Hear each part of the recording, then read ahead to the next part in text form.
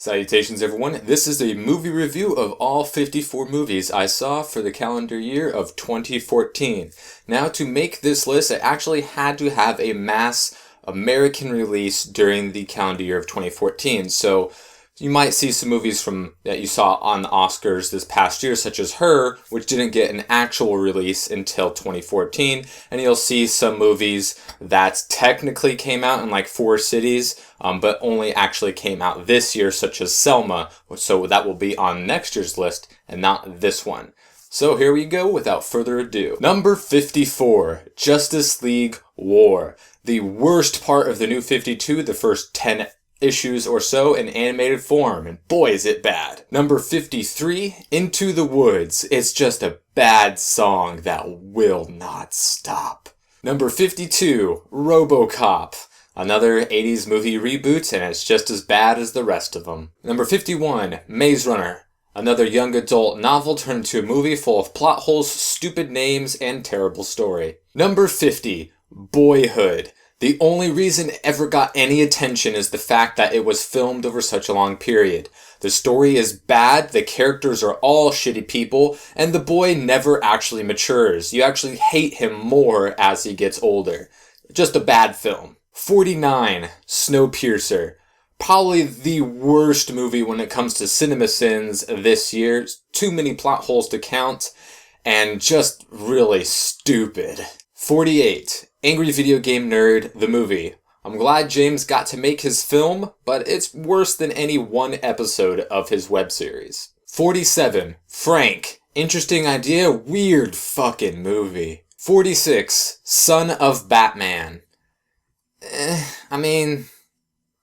Not really interesting. 45, My Little Pony Rainbow Rocks. Better than the first Equestria Girls movie, and a lot of really funny moments, but still worse than any one episode of the actual TV show. Give us a goddamn pony movie already. 44, Skeleton Twins. I wanted to like this film. It didn't give me any reasons to, though. 43, Divergent. Another young adult novel turned into a movie, and has all of the classic young adult movie cliches, stupid names, and weirdness. At least no love triangle in this one, so. 42, Jack Ryan Shadowy Crew.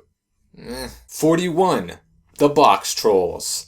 Kinda cute, but kinda lame. Number 40, Batman Assault on Arkham.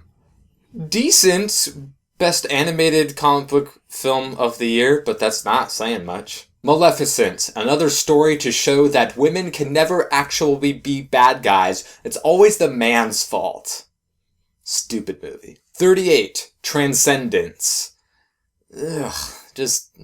No. 37, 22 Jump Street. Actually funnier than the first, so, it was alright. 36, John Wick. No one expected it to be decent. It was decent. People thought that meant it was really good. It was just okay. Good action, just straight up revenge, and no plot whatsoever. But that's all it needed. 35, St. Vincent. Bill Murray is really weird about what movies he accepts to be a part of, and this one was okay. 34, Godzilla. Not a whole lot of action. It was awesome when Godzilla, did that thing, but overall the movie was kind of bland outside of the monster fight in action, which there wasn't a lot of. Number 33, The Hunger Games Mockingjay Part 1. Only a setup to Part 2, actually. There's nothing really interesting about this one, but at least it's not as cliche as all the other young adult dystopian novel movies. 32, This Is Where I Leave You. A lot of very flawed characters, and that was okay, but not great. 31, Wish I Was Here. Actually a little different from most of the movies in this genre, so it was okay. Number 30, Unbroken. Goes to show we will never ever run out of incredible true stories that happened during World War II. This one, however, was just kind of middle of the road. Number 29, Laggies. Sam Rockwell needs to be in more movies. That's what I got out of this film. And it's what I've been saying for years. Sam Rockwell needs to be in more movies. Number 28, Monuments Men. Goes to show we will never run out of true stories that took place in World War II. This time with old guys. And it was pretty good. Number 27, A Walk Among the Tombstones.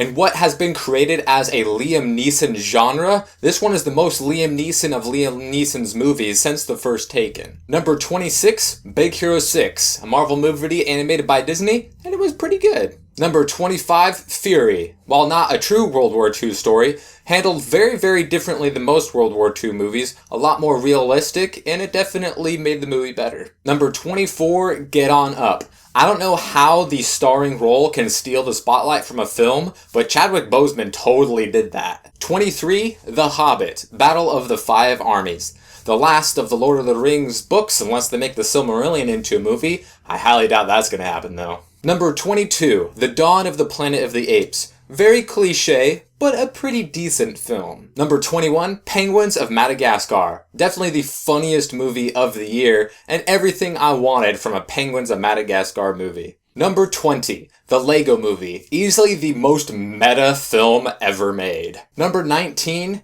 Gone Girl. Just a very, very intriguing thriller and a good movie overall. Number 18, Birdman. Good acting, good directing, and great cinematography. 17, Edge of Tomorrow. Tom Cruise may still be an asshole, but he still can act and make good films. This one of the better ones in recent memory. Number 16, X-Men Days of Futures Past. A great X-Men movie and erases the worst X-Men movie from the timeline. 15, The Amazing Spider-Man 2.